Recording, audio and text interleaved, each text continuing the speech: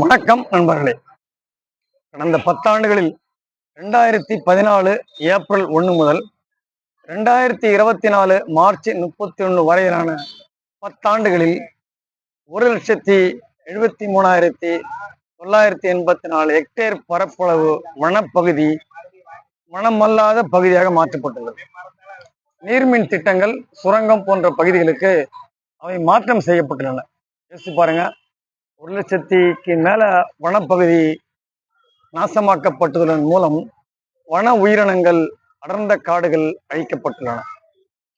அந்த வனத்தில் வாழ்ந்த பறவை இனங்கள், விலங்குகள் இன்று எப்படி சிதைக்கப்பட்டுள்ளன என்பதை நாம் அறிந்து கொள்ள முடியாது. அந்த வன உயிரினங்களுக்கே உரிய குணாம்சம் அழிக்கப்பட்டுள்ளது. ஏன் இதை சொல்கிறேன் என்றால், இன்றைக்கு நகரத்தில் பெரும்பாலும் நாய்கள் கடிச்சு நிறைய பேர் மாண்டு போறது, நாய்க்கடிக்கு ஆளாகிறது ஒரு பெரிய முக்கிய செய்தியாக, பிரச்சனையாக சமுதாயத்தில் பல்வேறு மாநிலங்களில், மாவட்டங்களில் இது ஒரு முக்கிய பிரச்சனையாக உருமாறியுள்ளது. நாயால மக்கள் துன்பப்படுவது போல இருக்கின்றது. வனத்தில் உயிர் வாழ்ந்த நாயை மனிதன் நாட்டுக்குள் அழைத்து வந்து பழகி, பண்படுத்தி, வீட்டு விலங்காக மாற்றி வாழ்ந்த காலம் போய் அந்த பகுதியில் இடிக்கப்பட்டு வானுயர்ந்த கட்டடங்கள் உருவாக்கப்பட்டுள்ளன. வானுயர்ந்த கட்டணம் உருவாக்கப்பட்ட பிறகு அந்த நாய்களுக்கு உணவளிக்க யாரும் இல்லை. மீண்டும் பரிணாம வளர்ச்சியில் அவை உணவு தேடி வேட்டைக்கு செல்கின்றன. பரிணாம வளர்ச்சியில் வேட்டை மிருகமாக இருந்த நாய் காடுகளிலிருந்து அப்புறப்படுத்தப்பட்டு, அகற்றப்பட்டு, வீட்டு விலங்காக மாற்றப்பட்டு, அந்த வீடுகளும் பகுதிகளும் என்று அடர்ந்த வானுயர்ந்த கட்டடங்களாக மாறப்பட்ட நிலையில் அவை காட்டுக்கும் போக முடியாது, வீட்லையும் வாழ முடியாது, ஆதரவற்ற நிலைக்கு மாறுகின்றன.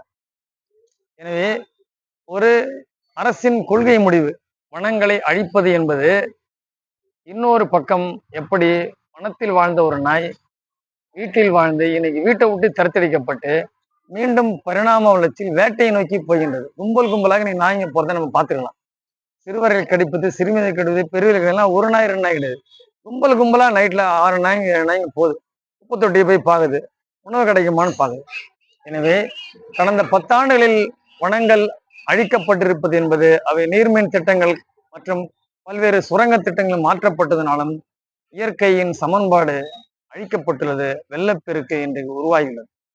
நாட்டில் எங்க பாரு இன்னைக்கு திடீர் வெள்ளம், மழை பெறுவதற்கும் நாய்கள் என்ற மனிதனை கடிப்பதற்குமே அரசின் ஒரு கொள்கை எந்த அளவுக்கு மாறுகின்றது, மனிதனை மாற்றுகின்றது, உயிரினங்களை மாற்றுகின்றது, சுற்றுச்சூழலை மாற்றுகின்றது, இயற்கையின் சமன்பாடை மாற்றுகிறது என்பதை அனைவரும் அறிந்து கொள்ள வேண்டும். பார்லிமெண்டில் காங்கிரஸ் எம்பி பகத் கேள்வி எழுப்பியதில் மத்திய சுற்றுச்சூழல் இணை அமைச்சர் கீர்த்திவர்தன் சிங் அளித்த பதில் தான் இது.